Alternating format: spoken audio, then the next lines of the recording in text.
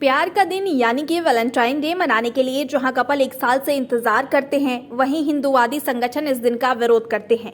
राजधानी लखनऊ के globe park में आज अखिल भारतीय हिंदू महासभा के राष्ट्रीय प्रवक्ता शिशिर चतुर्वेदी अपने दर्जनों पदाधिकारी और कार्यकर्ताओं के साथ वैलेंटाइन डे का विरोध करने पहुंचे। इस दौरान उन्होंने वैलेंटाइन डे को मनाने वालों के खिलाफ जमकर नारे लगाकर उनका विरोध किया।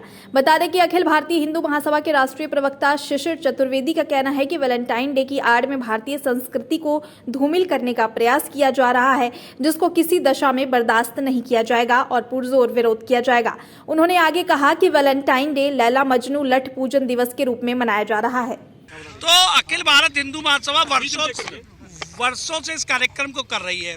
हो क्या रहा है, इस देश में कुछ लोग फुअरता को जो वैलेंटाइन के नाम पे फैला रहे हैं, उनको ये मालूम होना चाहिए वैलेंटाइन कौन थे। वैलेंटाइन वो व्यक्ति थे जिन्होंने हिंदू सनातन संस्कृति से ज्ञान लेकर के यूरोप की जो पद्धति थी, बिना शादी विवाह के शारीरिक संबंध बनाना और उससे यौन जो रोग पैदा होते थे उसकी खिलाफत करते हुए उन्होंने वहाँ के लोगों को सिखाया कि आप शादी करने के बाद वैवाहिक संबंध स्थापित कीजिए। तो ये संस्कृति के लिए जब लोगों में वहाँ जागरूकता यूरोप में फैली, तो उसके बाद उनको पादरी बना दिया गया वहाँ पर। तो पादरी बनने के बाद उन्होंने बहुत से वहाँ युवाओं की शादी विवाह संपन्न कराया और संपन्न कराने के बाद वहाँ पर इस कृत्य से वहाँ के जो राजा हुआ करते हैं क्लोडियस, उन्होंने उनको बुलवाया, पकड़वाया और इनसे कहा हम लोग खुली संस्कृति के प्रतीक है, हमारे यहाँ वैवाहिक संबंध नहीं, हमारे यहाँ जो संस्कृति है कि हम लोग आज़ादी से जीना चाहते हैं, हम लोग शादी विवाह के बगैर संबंध मनाते आए। तो उससे होता क्या था, गलत अबजस जाता था।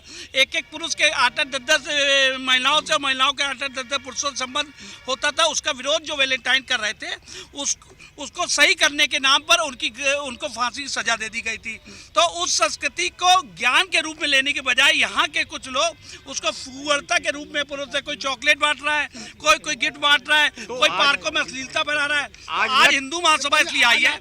लठ पूजन क्यों कर रहे हैं? अब आप बताएं, लठ पूजन लैला मजनू लठ पूजन दिवस जो आज हमारा है, आज एक विशेष दिन ये है कि यहाँ लखनऊ में बाहर के बहुत से प्रतिनिधि और लोग आए हुए हैं। तो लखनऊ की ऐसी कोई बदनामी ना हो और उत्तर प्रदेश की सरकार जो यहाँ इतना बढ़िया कार्यक्रम यहाँ आयोजित करा रही है, तो उसको देखते हुए लठ पूजन जो कार्यक्रम हम लोग रखा था कि कोई यहाँ पर ऐसी घटना ना हो जिससे यहाँ लखनऊ शहर की बेअदबी हो जाए।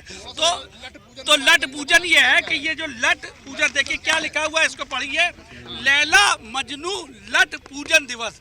तो लैला और मजनू, अगर यहाँ पर लोग जो पति पत्नी और बच्चों के साथ पार्क में आए उनका हम स्वागत करते हैं, लेकिन जो लैला मजनू बन करके यहाँ पर 294 का उल्लंघन करेंगे, सार्वजनिक स्थल पे अश्लीलता फैलाएंगे, उनके लिए लठ पूजन किया जाएगा। लठ पूजन कौन करेगा? लखनऊ की पुलिस। लखनऊ पुलिस देखिए साथ में है हमारे साथ, और इनके द्वारा हम निवेदन करके इनसे लठ पूजन करवाएंगे उनका। अगर वो संस्कृति को बिगाड़ेंगे तो ये है लठ का पूजन। आप इसको आप किसी बात से समझिए, किसी भी रूप में ये जो बर्दाश्त नहीं करेंगे संस्कृति से छेड़छाड़, पूरा मुद्दा हमारा ये है। वहीं अखिल भारतीय हिंदू महासभा के लैला मजनू लठ पूजन दिवस के कार्यक्रम में शामिल होने आए साइबर विशेषज्ञ मोहित बजाज ने पुलवामा में शहीद हुए सैनिकों को नमन करते हुए बताया कि वैलेंटाइन वीक में सबसे ज्यादा साइबर क्राइम को अंजाम दिया जाता है। मोहित बजाज ने बताया कि साइबर अपराधी सोशल मीडिया, फेसबुक, इंस्टाग्राम और व्हाट्सएप के जरिए आर्थिक और सामाजिक तौर पर प्यार का बहाना बनाकर लोगों को निशाना बनाते हैं, फिर उन्हें अपने प्यार के जाल में फंसाकर उनका वीडियो कॉल से प्राइवेट वीडियो बना लेते हैं, जिसके बाद उन्हें ब्लैकमेल करके पैसा वसूलते हैं। नमस्कार, जय हिंद। मैं मोहित बजाज एडवोकेट, एक साइबर एक्सपर्ट हूं। आज 14 फरवरी 2023 का दिन है और 14 फरवरी को कई लोग पुलवामा शहीदी दिवस बना रहे हैं और कई लोग वैलेंटाइन डे बना रहे हैं। नो डाउट वैलेंटाइन डे का तो विरोध है, लेकिन मैं जो आपको जानकारी देना चाह रहा हूं, being into the cyber crime, कि साइबर अपराध सबसे ज़्यादा 1 तारीख से लेकर 14 तारीख तक बढ़ता है। क्यों बढ़ता है और किस प्रकार के साइबर अपराध बढ़ रहे हैं भारत के अंदर, कि जितने भी लोग हैं वो सबसे पहले आकर्षित होते हैं उन फोटो से, उन वीडियो से जो सोशल मीडिया पर शेयर की जाती हैं। और 1 तारीख से चॉकलेट डे, किस डे, हग डे, ना जाने कौन कौन से डे 1 तारीख से शुरू होकर लगातार 14 तारीख तक होते हैं। जो साइबर अपराधी हैं वो सबसे ज़्यादा सतर्क हो जाते हैं ऐसे समय पर, क्योंकि चाहे सेक्सटॉर्शन का मामला हो, यानी कि आपके व्हाट्सएप पर जो अननोन वीडियो कॉल्स आती हैं और महिला आपको आगे सामने आके निवस्त हो जाती है, इस प्रकार के सामने लगातार चीज़ें देखने को मिली हैं। दूसरी मैं आपको बताऊं कि फेसबुक और अन्य सोशल मीडिया के माध्यम से साइबर अपराधी इसी 14 फरवरी का हवाला देकर, इसी 14 फरवरी को मिलने की बात कहकर, इसी 14 फरवरी यानी वैलेंटाइन डे और रोमांटिक मौसम बताकर साइबर अपराधी सक्रिय हो जाते हैं और जो साइबर अपराध है उसको ज़्यादा से ज़्यादा लोगों को लूटने का काम कर देते हैं। 1 तारीख से लेकर 14 तारीख तक मेरे पास लगभग कुछ नहीं तो 3700 के आसपास लोगों की इन्फॉर्मेशन है जो मेरे पास खुद आई पड़ी हैं लगभग।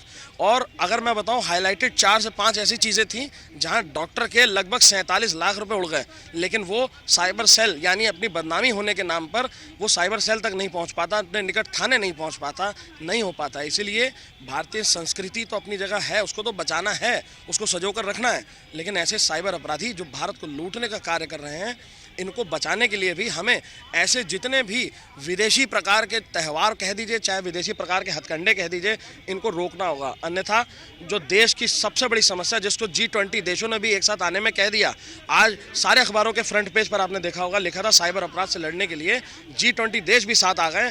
लगभग G20 समिट में अगर आज कोई डिस्कशन हो रहा है, कल कोई डिस्कशन हुआ तो सिर्फ एक ही डिस्कशन था कि किस प्रकार से साइबर अपराध यानी अपराधियों को रोका जाए।